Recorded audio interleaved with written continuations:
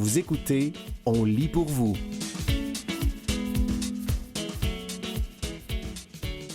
L'été, c'est fait pour en profiter. Un texte d'Isabelle Ducharme, membre, présidente du conseil d'administration de Kéroul et globe-trotteuse, paru dans la revue Paraquad numéro 163, été 2024. Quel bonheur que d'écrire un article à propos de l'été et des plus beaux souvenirs qui y sont rattachés. D'aussi loin que je me souvienne, l'été a toujours été ma saison préférée. Dans ma jeunesse et au début de ma vie adulte, j'ai apprécié pratiquer plusieurs sports hivernaux, mais l'été a toujours été la saison la plus joyeuse. Comme tous les enfants, l'été voulait dire congé d'école et de devoirs. Dans mon cas, ça voulait aussi dire le camping, les fêtes familiales et les baignades dans tous les plans d'eau à portée du corps. Juste avant la rentrée scolaire, il y avait toujours les épluchettes de blé d'Inde chez mon oncle Michel qui jouait de la guitare, accompagné de mon oncle Gérard avec un instrument à cordes de création maison qui était une façon festive de mettre fin à l'été. Aujourd'hui, après presque 35 ans de tétraplégie, l'arrivée du printemps et de l'été sont synonymes de liberté. Enfin! Plus besoin de se demander si on pourra sortir de la maison malgré la neige annoncée, plus besoin de se demander comment on va mettre ou enlever son manteau pour sortir ou en revenant de la maison, et surtout, pas d'inquiétude à savoir si on va se geler la peau sans s'en rendre compte. Des souvenirs d'été, j'en ai des tonnes qui me viennent en tête en pensant aux 35 dernières années, des plus simples aux plus exotiques. J'adore profiter des spectacles gratuits dans les parcs pour aller voir un artiste que j'aime et parfois pour en découvrir des nouveaux qui, à l'occasion, me font même découvrir des styles que je ne connais pas. D'ailleurs, outre dans les parcs de quartier, il y a au Jardin botanique de Montréal des spectacles gratuits tous les dimanches après-midi de l'été. Le Théâtre de la Verdure au Parc La Fontaine à Montréal est également un endroit qui permet d'avoir accès gratuitement à des spectacles en soirée pendant la semaine et le week-end. Parmi les souvenirs les plus exotiques, je me souviens avoir célébré mon anniversaire à Lisbonne, au Portugal, il y a quelques années. C'était magnifique. J'adore découvrir des nouvelles cultures, apprendre à parler une nouvelle langue en échangeant avec les résidents du lieu visité et en me laissant charmer, parfois surprendre, par la gastronomie locale. En plus, mon anniversaire étant au mois de juillet, j'étais dans un pays avec une garantie de belles températures, de belles plages agrémentées d'accessibilité et un accompagnement de bénévoles pour utiliser les équipements sans réservation requise. De retour au Québec, la location de chalets a aussi été source de bonheur plus d'une fois. À mon 40e anniversaire, j'ai loué 2 chalets sur un même terrain pour m'assurer d'avoir le plus de monde possible sur place et faire durer le plaisir pendant 2 jours. Vous comprendrez que, finalement, plus de monde que prévu sont restés à coucher et ça a fait un magnifique déjeuner communautaire le lendemain matin. J'ai également passé de beaux moments en famille dans d'autres chalets et particulièrement au chalet U. Malheureusement, l'ensemble des endroits où je suis allée ne sont plus disponibles pour location. Par contre, la disponibilité de chalets accessibles à louer est grandissante, heureusement. À Kéroul, nous en avons évalué quelques-uns dans différentes régions et avons obtenu du financement pour en évaluer davantage. D'ailleurs, pour les personnes qui auraient envie d'explorer le Québec, le site web Le Québec pour tous, géré par Kéroul, regorge d'informations sur tout ce qui est disponible au Québec, classifié accessible ou partiellement accessible. Le tout à valider selon vos besoins. Dans l'édition 2024 du magazine du même nom, vous pourrez découvrir les nouveautés de cette année, différents types de références touristiques, de l'hébergement aux activités, en passant par des nouvelles idées d'escapades. Vous pourrez, par exemple, suivre un itinéraire d'une durée de 10 jours et 9 nuits par la route nord, débutant avec l'immensité du golfe du Saint-Laurent, développé en partenariat avec l'Association des agences réceptives et forfaitistes du Québec. Vous pourrez aussi partir dans la direction opposée, par la route sud, en roulant ainsi du côté de la mer. Les incontournables présentés dans le guide vous feront peut-être découvrir, comme moi, l'existence d'une présence acadienne au Québec, des musées aussi éducatifs que surprenants et de magnifiques paysages à explorer de près ou de loin. Voici mes coups de cœur en direction de la Gaspésie. Sentier du littoral et de la rivière Rimouski, Rimouski. Avec 3,7 km aller-retour agrémentés de panneaux d'interprétation, ce réseau de sentiers conduit les randonneurs à travers boisés et marais salés. Profitez des zones ombragées propices au repos et contemplez le coucher de soleil digne d'une carte postale. Jardin de Métis, Grand Métis. Un arrêt à Grand Métis pour explorer les jardins de Métis est de mise dans votre périple.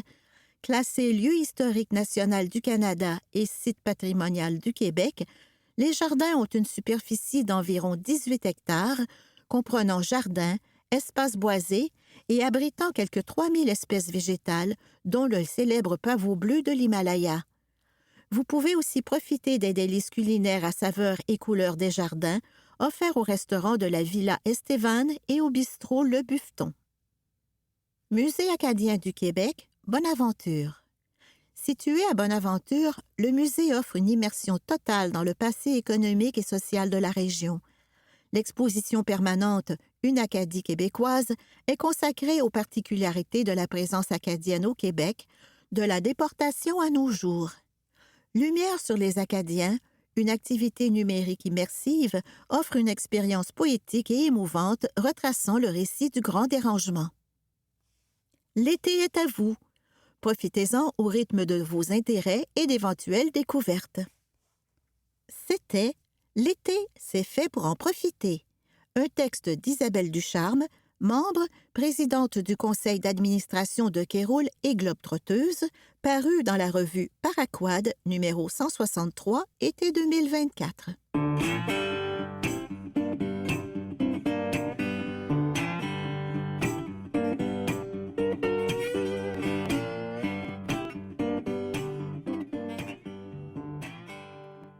Le Canada se tourne vers l'Europe et investit dans le plus grand télescope du monde.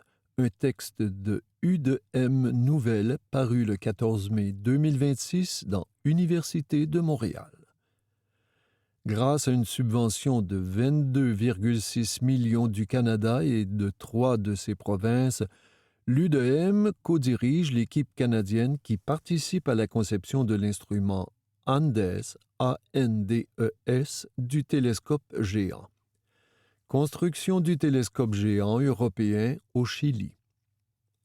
Le télescope géant européen, ou ELT, E-L-T, pour Extremely Large Telescope, actuellement en construction au Chili, sera bientôt le télescope optique et infrarouge le plus puissant jamais construit sur la planète. Une équipe dirigée par l'Université de Montréal, l'Observatoire du Mont Mégantic OMM et l'Institut Trottier de recherche sur les exoplanètes IREX, en partenariat avec l'Université de la Colombie-Britannique, vient de recevoir une subvention de 11,3 millions de la Fondation canadienne pour l'innovation, FCI, de 5,7 millions du ministère de l'Enseignement supérieur du Québec, MES, de 3,8 millions du gouvernement de l'Ontario et de 1,8 million en voie d'approbation du gouvernement de la Colombie-Britannique afin de soutenir la contribution des scientifiques canadiens à l'instrument Andes du télescope géant. Avec ses 39 mètres de diamètre, le LT sera le premier d'une nouvelle classe de télescopes géants capable d'observer l'univers avec un niveau de détail sans précédent. Il ouvrira une nouvelle fenêtre sur tout, des exoplanètes proches aux galaxies les plus lointaines. Le financement de la FCI, qui constitue la 6e subvention en importance accordée à l'issue du concours 2026 de l'organisme, subvention doublée par le Québec, l'Ontario et la Colombie-Britannique, garantira au Canada un rôle majeur dans la construction du télescope. Des observations astronomiques à ne pas rater pour le Canada. Le Canada n'est actuellement pas membre de l'Observatoire européen austral, ESO, ESO, l'organisation chargée de la construction et de l'exploitation de l'ELT. Cependant, grâce à cet investissement dans Andes, les astronomes canadiens bénéficieront d'un accès garanti au télescope, ce qui n'aurait pas été possible autrement. Il s'agit d'un moment décisif pour l'astronomie canadienne, qui propulse le Canada dans un rôle de premier plan au sein de ce qui pourrait devenir le plus puissant télescope terrestre jamais construit, déclare René Doyon, directeur de l'OMM et de l'IREX, professeur à l'UDM et co-chercheur principal dans la contribution canadienne à Andes. Depuis des décennies, l'accès à un très grand télescope optique est considéré comme une priorité absolue pour le Canada, notamment dans le plan à long terme de la Société canadienne d'astronomie pour les années 2020. Compte tenu des retards affectant d'autres projets internationaux, l'ELT représente la seule voie à court terme permettant aux scientifiques canadiens de participer à cette nouvelle ère de découverte.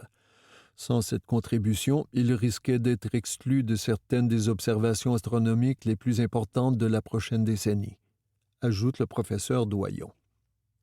Andes, un instrument pour chercher des signes de vie dans l'univers. Le financement canadien soutiendra l'élaboration de composants clés d'Andes, Armazone High Dispersion Echelle Spectrograph, l'un des instruments de l'ELT.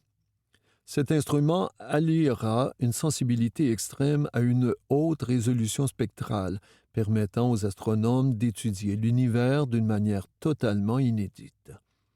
Il fonctionnera dans les longueurs d'onde du visible et de l'infrarouge et est conçu pour répondre à certaines des plus grandes questions de l'astrophysique, depuis les origines des éléments jusqu'à l'évolution des galaxies. Andes permettra d'avoir une vision d'une profondeur sans précédent de l'époque de l'aube cosmique, ajoute Alison Mann, professeure adjointe à l'Université de la Colombie-Britannique et co-chercheur principal dans la contribution canadienne à Andes. Nous répondrons à des questions fondamentales sur l'origine des éléments chimiques et découvrirons comment les premières étoiles et les trous noirs actifs ont illuminé l'univers. L'une de ses capacités les plus prometteuses se trouve plus près de nous. Andes sera le premier instrument capable de rechercher directement des signes de vie dans les atmosphères de planètes proches, semblables à la Terre, en orbite autour d'étoiles analogues au Soleil. Un objectif de longue date en astronomie, et ce qui est souvent considéré comme le saint graal de la science des exoplanètes. En combinant la spectroscopie à haute dispersion avec des techniques d'imagerie avancées, il sera capable de détecter des molécules telles que l'eau, l'oxygène, le méthane et le dioxyde de carbone sur ces astres situés au-delà de notre système solaire. C'est le genre d'instrument qui pourrait répondre à l'une des plus anciennes questions de l'humanité. Sommes-nous seuls dans l'univers? Explique Frédéric Baron, gestionnaire de projet de l'équipe canadienne Andes. Le Canada apporte des composants essentiels de l'instrument et du processus d'analyse des données, ce qui permet à notre équipe de jouer un rôle central dans la transformation des observations brutes en détection fiable de molécules atmosphériques sur des planètes proches semblables à la Terre. Fruit de l'expertise canadienne et de l'Observatoire du Mont Mégantic. La contribution canadienne au projet Andes s'appuie sur des décennies de leadership dans le domaine de l'instrumentation astronomique. Les équipes de l'Observatoire du Mont Mégantic et de son laboratoire d'astrophysique expérimentale ont joué un rôle clé dans la mise au point d'instruments de classe mondiale tels que Spirou sur le télescope Canada-France-Hawaii, NIRPS sur le télescope de 3,6 mètres de l'ESO à la Silla au Chili et l'instrument canadien NIRISS à bord du télescope spatial James Webb. Cette expertise a été déterminante pour obtenir le financement de la FCI et faire du Canada un partenaire majeur au sein du consortium international Andes. Le projet sera dirigé de Montréal, mais il comprend des collaborateurs de tout le pays, ce qui en fait un effort véritablement pan-canadien. Autres retombées. Optique photonique et sciences des données. Au-delà de ses objectifs scientifiques, le projet aura des retombées considérables pour le Canada. Près de la moitié du financement servira à soutenir du personnel hautement qualifié et des partenariats avec l'industrie canadienne, ce qui stimulera l'innovation dans des domaines tels que l'optique, la photonique, les détecteurs et la science des données. Ces technologies trouvent souvent des applications bien au-delà de l'astronomie, allant de l'imagerie médicale aux communications en passant par la surveillance environnementale.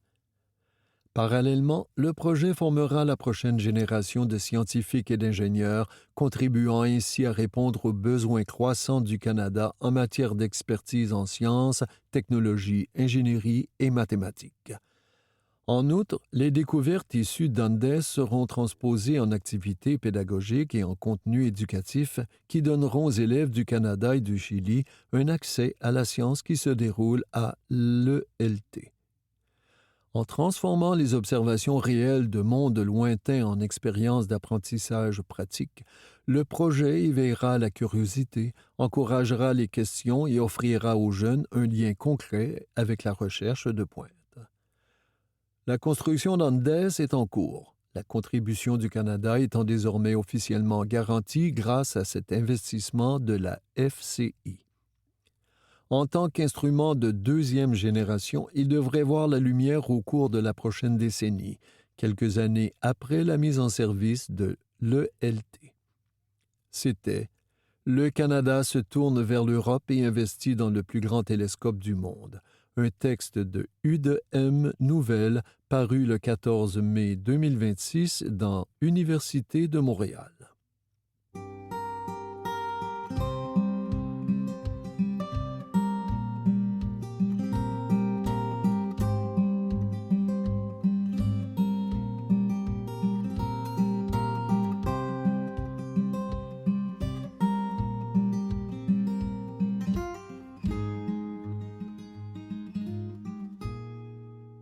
Six symptômes de démence qui peuvent se manifester des années avant le diagnostic. Un texte de Richard Sima du Washington Post, paru le 22 juillet 2026 dans Le Devoir. Les troubles de la mémoire et de la pensée sont les symptômes les plus souvent associés à un diagnostic de démence, mais des symptômes non cognitifs peuvent se manifester des années, voire des décennies auparavant. La maladie d'Alzheimer, qui représente de 60 à 80% des cas de démence, peut évoluer en 3 grandes phases. La première peut commencer de 15 à 20 ans avant la manifestation de changements cognitifs. Pendant cette période, le cerveau commence à s'atrophier et les protéines mal repliées, caractéristiques de la maladie, s'accumulent. Des plaques de bêta-amyloïdes se forment dans le cerveau, tandis que la protéine Tau forme des enchevêtrements dans les neurones. Vient ensuite le trouble cognitif léger. Les personnes commencent alors à éprouver des problèmes perceptibles de mémoire et de cognition, tout en conservant par ailleurs un bon fonctionnement général. Puis survient le stade de la démence, marqué par l'atteinte de plusieurs fonctions cognitives, au point que la personne n'est plus en mesure de fonctionner de façon autonome dans la vie quotidienne. Les scientifiques pensent que les changements biologiques qui touchent le cerveau pendant les 2 premières phases peuvent provoquer des symptômes émotionnels, sensoriels et physiques, parfois des années avant qu'un éventuel diagnostic ne soit posé. On peut présenter plusieurs de ces autres signes précurseurs sans avoir de symptômes cognitifs, souligne Timothy Chang, professeur agrégé de neurologie à l'Université de la Californie à Los Angeles. Les experts rappellent toutefois que la présence de symptômes précoces associés à un risque accru de maladie d'Alzheimer ne signifie pas qu'une démence se déclarera nécessairement. Environ 45% des cas de démence peuvent par ailleurs être évités grâce à des changements dans les habitudes de vie. Voici 6 symptômes précoces souvent observés chez les personnes qui recevront plus tard un diagnostic d'Alzheimer. Dépression et anxiété d'apparition tardive. La dépression est un facteur de risque reconnu de démence. Selon une étude menée en 2023 auprès de plus de 1,4 million d'adultes danois, le risque de démence était 2,4 fois plus élevé chez les personnes ayant reçu un diagnostic de dépression. Mais la dépression ou l'anxiété, qui se manifestent plus tard dans la vie, vers 55 ou 60 ans, peuvent aussi être le signe que quelque chose ne va pas. L'idée, c'est que certaines modifications des réseaux cérébraux qui surviennent au premier stade de la démence touchent également la santé mentale, explique Timothy Chang. Les changements sur ce plan peuvent donc constituer le signe de possibles modifications précoces du fonctionnement cérébral. Des chercheurs ont également constaté que ces symptômes de l'humeur peuvent accélérer l'évolution de la démence. Apathie, irritabilité ou agitation accrue. Les symptômes neuropsychiatriques comme l'irritabilité et l'agitation sont fréquents dans la maladie d'Alzheimer et peuvent apparaître avant le déclin cognitif.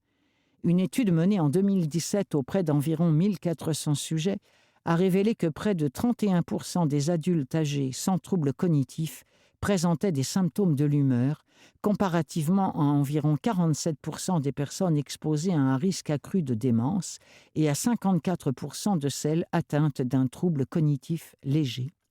Parmi les personnes chez qui on observe des biomarqueurs de l'Alzheimer, environ 50-60% présentent au moins un symptôme neuropsychiatrique, indique Adam Turnbull, enseignant en psychiatrie et en sciences du comportement à l'université Stanford. Il a récemment publié un article sur les perturbations de la régulation des émotions au stade préclinique de la maladie d'Alzheimer. Si vous vous sentez constamment en colère et de mauvaise humeur, que vous rabrouez les gens et que vos relations semblent marquées par des disputes récurrentes et une atmosphère négative, consultez un psychiatre gériatrique afin d'obtenir du soutien en santé mentale, recommande-t-il. Troubles du sommeil. Puisqu'un sommeil de qualité peut jouer un rôle protecteur, un mauvais sommeil peut être le signe que quelque chose cloche, souligne Adam Turnbull. L'apnée du sommeil et d'autres troubles du sommeil, notamment la somnolence diurne excessive, le syndrome des jambes sans repos et les troubles du sommeil liés au rythme circadien, sont associés à un risque accru de démence selon une méta-analyse de 39 études publiées en 2025. L'insomnie ou un sommeil nocturne insuffisant peuvent également précéder la démence. Une étude menée auprès de plus de 4400 adultes âgés sans troubles cognitifs a montré que dormir moins la nuit ou davantage le jour était associé à une accumulation accrue de bêta-amyloïdes dans le cerveau, une caractéristique biologique de l'Alzheimer. À l'inverse, chaque heure supplémentaire de sommeil nocturne était associée à une diminution des taux de bêta-amyloïdes. Les recherches laissent penser que le sommeil peut aider le cerveau à évacuer ces déchets, dont la bêta-amyloïde. Il n'y a évidemment pas lieu de s'inquiéter au sujet d'une sieste d'après-midi. En revanche, dormir beaucoup le jour et mal la nuit peut être préoccupant, précise Adam Turnbull. Perte de l'odorat. Les capacités olfactives sont liées à la santé cérébrale et la perte de l'odorat figure souvent parmi les premiers signes de maladies neurodégénératives, dont l'Alzheimer et le Parkinson. Environ 85% des personnes qui en sont au premier stade de la maladie d'Alzheimer éprouvent des troubles de l'odorat. Le système olfactif entretient un lien particulier avec le cerveau.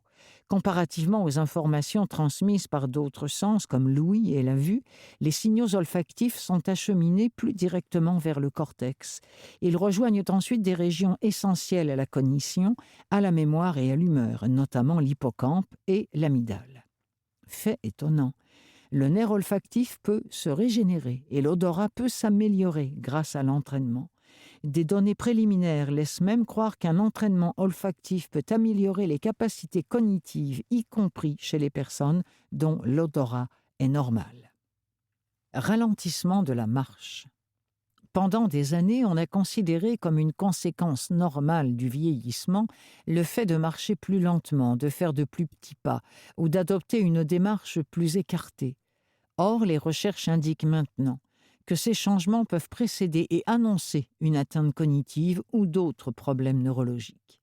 Une étude menée en 2024 auprès de plus de 1300 adultes en bonne santé de plus de 65 ans a montré que les capacités de marche, notamment la vitesse et la capacité d'effectuer un tour complet sur soi-même, pouvaient commencer à diminuer jusqu'à 10 ans avant l'apparition d'un déclin cognitif. Diminution de la force de préhension. La force de préhension est étroitement liée à un vieillissement en santé et pourrait être un meilleur indicateur de l'espérance de vie que la pression artérielle. Une force de préhension moindre est également associée à un moins bon état cognitif. Selon une étude récente portant sur plus de 190 000 adultes, chaque baisse de 11 livres, environ 5 kilos, de la force de préhension était associée à une hausse de 20% du risque de démence chez les hommes et de 12% chez les femmes. La force de préhension plus faible était aussi liée à des résultats inférieurs dans les exercices de résolution de problèmes et à une moins bonne performance lors d'une tâche de mémoire. Les médecins évaluent notamment la fragilité physique à partir de la force de préhension et de la démarche. En médecine, la fragilité physique signifie que l'organisme est plus vulnérable à la maladie et aux blessures. Elle constitue à la fois un facteur de risque de démence et un possible signe avant-coureur susceptible d'apparaître une dizaine d'années avant les premiers symptômes cognitifs. Quand consulter ? Si vous êtes une personne âgée et que vous remarquez ces symptômes, je ne paniquerai pas en concluant d'emblée à la démence, dit Adam Turnbull. Il est fort probable qu'il n'ait rien à voir avec un problème neurologique. Mais si votre mémoire ou vos capacités de réflexion vous inquiètent, surtout en présence de l'un ou l'autre de ces symptômes, il est important d'en parler à votre médecin. Les progrès récents des méthodes diagnostiques, notamment la tomographie par émission de position, la ponction lombaire et un nouveau test sanguin, permettent de détecter plus tôt les biomarqueurs de la maladie d'Alzheimer, ce qui pourrait hâter la mise en route d'un traitement. Je pense qu'il est utile de se faire évaluer et d'obtenir l'avis d'un médecin qui pourra dire si la situation est préoccupante ou non, affirme Timothy Chang. Comment réduire son risque de démence ? Le risque de démence comporte une composante génétique, mais il existe tout de même de nombreuses façons de le réduire. L'an dernier, l'essai clinique américain US Pointer a montré qu'une combinaison d'exercice physique, d'alimentation saine, d'activité sociale et de jeux cognitifs pouvait améliorer les fonctions cognitives des personnes âgées exposées à un risque de déclin cognitif ou de démence. D'autres études ont conclu qu'éviter l'alcool, maintenir sa vaccination à jour et protéger son ouïe pouvaient contribuer à préserver les fonctions cognitives. C'était 6 symptômes de démence qui peuvent se manifester des années avant le diagnostic. Un texte de Richard Sima du Washington Post, paru le 22 juillet 2026 dans Le Devoir.